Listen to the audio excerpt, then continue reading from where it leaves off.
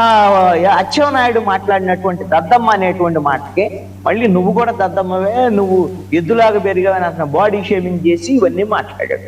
అంటే దీని ద్వారాగా ఏమైంది, ఇప్పుడు మండలిలో ఇద్దరు ఈ విధంగా వైఎస్ఆర్ కాంగ్రెస్ పార్టీ తెలుగుదేశం ఇద్దరు కూడా బాడీ షేమింగ్ చేసుకున్నారు. ఆయన ఏమో దద్దమ్మ అన్నాడు బొత్స సత్యనారాయణేమో మళ్ళీ అచ్చెన్నాయుడిని దద్దమ్మ అన్నాడు, నువ్వు ఎద్దులాగా ఉన్నావు అన్నాడు.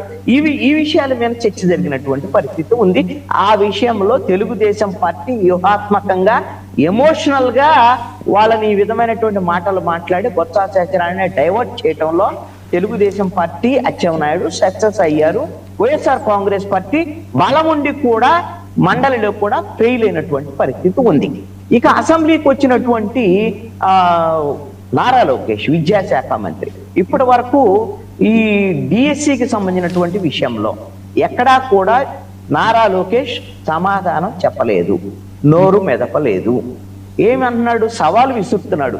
రమ్మానండి జగన్మోహన్ రెడ్డిని, ఆయన రమ్మానండి, ఏంటి రమ్మని, నేను సమాధానం చెప్తాను, చర్చకు రమ్మానని అన్నాడు తప్ప ఎక్కడా కూడా సమాధానం చెప్పలేదు. నేను చాలా డిబేట్లో చెప్పినటువంటి అంశం ఏంటంటే, ఒక బాధ్యతాయుతమైనటువంటి విద్యాశాఖ మంత్రిగా నారా లోకేష్ సమాధానం చెప్పాలి.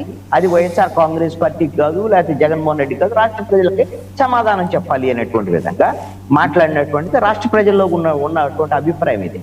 ఆ అవకాశాన్ని నారా లోకేష్. కృష్ణాంజనేయులు గారు, నాది ఒక సందేహం అండి.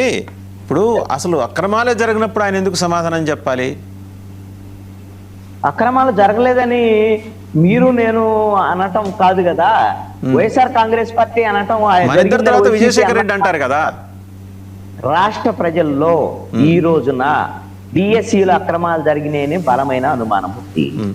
ఈ రోజున వాళ్ళకి 36,000 కంప్లైంట్స్ గ్రీవెన్స్ లోకి వచ్చాయి. హైకోర్టు హైకోర్టు ఇప్పుడు పిటిషన్లు వేస్తే హైకోర్టు తీసుకోవట్లేదు కదా. హైకోర్టు పిటిషన్లు తీసుకుంది వైఎస్ఆర్ కాంగ్రెస్ పార్టీ పిటిషన్లు మాత్రమే. అభ్యర్థుల పిటిషన్లని ఆహ్వానించింది. అభ్యర్థుల పిటిషన్లు హైకోర్టులో ఉన్నాయి. ఇప్పుడు కూడా విచారణ కొనసాగుతుంది. ఇంకా ఎవరైనా అభ్యర్థులు వస్తే తీసుకుంటామని కూడా కోర్టు చెప్పింది. అభ్యర్థుల పిటిషన్లు ఓకే, మీకెందుకు రాజకీయ పరమైనటువంటి అంశాలను వైఎస్ఆర్ కాంగ్రెస్ పార్టీ పిటిషన్ మాత్రమే తిరస్కరించడం జరిగింది. నిన్న నారా లోకేష్ మాట్లాడినటువంటి మాటల్లో కూడా 11,500 గ్రీవెన్సెస్ కు సంబంధించినటువంటి సమాధానాలు ఇచ్చామనేటువంటి విషయాన్ని కూడా చెప్పారు.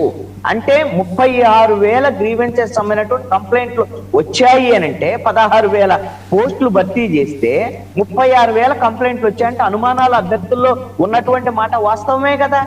ఈ విధమైనటువంటి అనుమానాలు నివృత్తి చేసేటువంటి ప్రయత్నము ఒక బాధ్యతాయుతమైనటువంటి మంత్రిగా అసెంబ్లీలో నారా లోకేష్ చేశాడు. దాని వరకు నేను ఆహ్వానిస్తున్నాను. ఒక బాధ్యతాయుతమైనటువంటి మంత్రిగా నారా లోకేష్ అసెంబ్లీని దాన్ని ఉపయోగించుకున్నారు. కానీ నారా లోకేష్ మాట్లాడినటువంటి మాటల్లో, ఆయన క్లారిఫికేషన్స్ లో పూర్తిగా ఆ విధమైనటువంటి అనుమానాలు నివృత్తి కాలేదు. ఇప్పుడు వరకు ఉన్నటువంటి అనుమానాలు ఏవైతే ఉన్నాయో డిఎస్సికి సంబంధించినటువంటి పరీక్ష నిర్వహణ బాధ్యతని విద్యాశాఖకు సంబంధించినటువంటి అధికారికే ఇవ్వటం అనేటువంటి దాన్ని నారా లోకేష్ సమర్థించుకున్నాడు. అలా ఆ విధంగా ఇవ్వటం కొన్ని రాష్ట్రాల్లో కూడా ఉన్నాయి. అదేమన్నా తప్ప అనేటువంటి విధంగా ఆయన సమర్థించుకున్నారు తప్ప దాన్ని పూర్తి స్థాయిలో ఆయన ఏమి ఇది పొరపాట్లు జరగలేదని చెప్పలేనటువంటి పరిస్థితి. అదే విధంగా అవుట్ సోర్సింగ్ సంబంధించినటువంటి ఎంప్లాయ్ ఎవరైతే ఉన్నారో అతను పరీక్షల నిర్వహణ బాధ్యతల్లో ఉండి అతనికి స్టేట్ ర్యాంక్ వచ్చినటువంటి పరిస్థితి ఉన్న నేపథ్యంలో అతనికి సంబంధించినటువంటి ఎన్ఓసి తీసుకోలేదు ఎగ్జామ్ రాయటానికి అని చెప్పారు. అదే విధంగా అతను సర్టిఫికెట్ల వెరిఫికేషన్ రాలేదని విషయాన్ని నారా లోకేష్ చెప్పాడు. కానీ అతను పరీక్ష నిర్వహణకు సంబంధించినటువంటి బాధ్యతల్లో ఉన్నారు. అతనికి సంబంధించినటువంటి సమాచారము, అతను కొంత సమాచారం తీసుకున్నారు. ఆ విధంగానే ఈ పరీక్షలకు సంబంధించినటువంటి పేపర్లకు సంబంధించినటువంటి అతని వరకే బయటకు వచ్చిందా లేకపోతే ఇంకా ఎవరికైనా వెళ్ళింది అనేటువంటి అనుమానాలు ఇంకా బలంగా ఉన్నాయి. అతని మీద సపోజ్ ఆ విధంగా ఎన్ఓసి తీసుకోకుండా పరీక్ష రాస్తే ఆ విధమైనటువంటి విషయంలో అతని మీద ఏమైనా కేసులు పెట్టారా, చర్యలు తీసుకున్నారా అనేటువంటి విషయాలు లేవు. ఇలాంటి ఇంకా బలమైనటువంటి అనుమానాలు నారా లోకేష్ వివరణ తర్వాత కూడా ఇంకా అనుమానాలు ఉన్నాయి. డిఎస్సి విజయశేఖర్ రెడ్డి గారి దగ్గరికి వెళ్తుందో చూడాలి.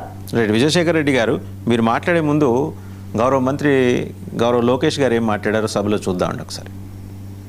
అంతేకాకుండా అధ్యక్ష మీరు చూస్తే సంవత్సరం అయిన తర్వాత మారుతున్నారు అధ్యక్ష.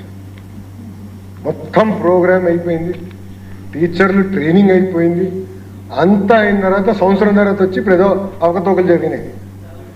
అంటే ఎక్కడో కాక్రోచ్ జనతా పార్టీ యాజిటేషన్ చేసింది, అది ఆదర్శంగా తీసుకుందాం. మేము కూడా ఆయన అన్నాడు కదా, నేను కూడా ఒక కాక్రోచ్ అని ఆయన అన్నాడు. ఆయన కాక్రోచ్ అంట. రమ్మనండి, రమ్మని చెప్పండి హౌస్కి, వేర్ రెడీ టు డిబేట్. సలహా సూచనలు ఇవ్వండి, సిస్టమ్ని ఇంకా స్ట్రెంథెన్ చేస్తాం. అంతేగాని 3 గంటలు ప్రెస్ మీట్ పెట్టి మేమైతే సిద్ధంగా లేము, చాలా స్పష్టంగా సమాధానం చెప్పేదానికి మేము సిద్ధంగా ఉన్నాం. నేను మళ్ళీ ఛాలెంజ్ చేస్తున్నా, come to the house, come set. ఇంకో 3 రోజులు ఉంది, ఈ రోజు కలిపితే 4 రోజులు ఉంది, రండి హౌస్కి రండి. ఆయన ఇంకా బెంగళూరులో ఉన్నట్టున్నాడు అధ్యక్ష, ఇంకా వచ్చినట్లేడు తాడేపల్లికి, ఇంకా బెంగళూరులోనే ఉన్నాడు ఆయన. మళ్ళీ ప్రత్యేక విమానం తీసుకుని రావాలి, ఆయన వస్తే వీఆర్ రెడీ టు ఆన్సర్ అధ్యక్ష, దాంట్లో ఎలాంటి సందేహం లేదు అధ్యక్ష. అంతేకాకుండా అధ్యక్ష మీరు చూస్తే రైట్ విజయశేఖర్ రెడ్డి గారు, సార్, ఇప్పుడు ఆయన అందరికీ కూడా బెంగళూరులో నమస్కారం. ఉన్నాడు, మీరు కూడా వెళ్తుంటారు అటు ఇటు, సార్ వెళ్తారా లేదా చెప్పండి? మీరు కూడా అటు ఇటు వెళ్తుంటారుగా. ఆయన ఎక్కడుంటే ఏంది, సభకు రమ్మని అడగండి, ఓకే. ఎందుకంటే అది బాధ్యత, ఎవరిది? జగన్మోహన్ రెడ్డిది బాధ్యత. ఆ విషయంలో ఓపెనింగ్ రిమార్క్స్లో చెప్పా, సభ నుంచి పారిపోవటం లేకపోతే ఎవేడ్ చేయటం అనేది అనవసరంగా తనకున్న అవకాశాన్ని ఆయన దుర్వినియోగం చేసుకుంటున్నాడు, ఆయన కానీ ఆయన పార్టీ సభ్యులు కానీ. బెంగళూరులో ఉన్నాడా గురువు